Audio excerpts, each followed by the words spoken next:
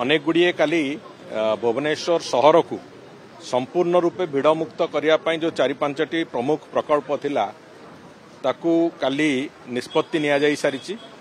जो left parallel रास्ता को जोटा को गत सरकार समय रे से माने अक्षमता प्रदर्शन करथिले से कथा को आगु को नबा पई लेफ्ट पैरेलल रास्ता एवं राइट पैरेलल रास्ता जोड़िक जाक रास्तार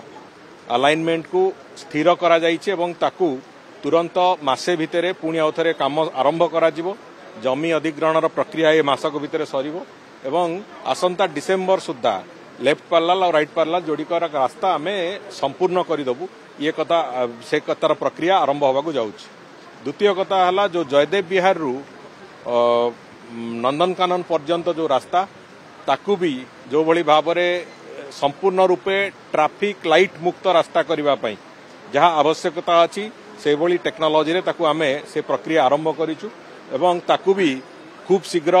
आसंता मोर तो प्रायतः एक कथार भी संभावना अच्छी आसंता जून 12 तारिख जो जेतेबेले आमे वर्षे पूर्ति करेबू से समय रे भुवनेश्वर भिड़ मुक्त करने जो रास्तार आमे काली योजना आमे से तार चूड़ांत पर्याय को नहींचु समस्त रास्ता गुड़िकर शिलान्यास करा जिवो एवं मासे भितरे तार टेंडर प्रक्रिया समस्त सारिकी आमे काम आरंभ करने को जाऊचु जहाँ आमे लक्ष्य रखीचु आमे मैक्सिमम 2.5 ରୁ 3 वर्ष भितरे ये समस्त रास्ता को कंप्लीट करा जिवो एवं भुवनेश्वर को संपूर्ण एक भिड़ मुक्त सहर भाव में एक जो यूनिक टैग से टैग रे लगे आमे तार जहाँ व्यवस्था दरकार ताकू नहीं कि आमे आगु चलछु।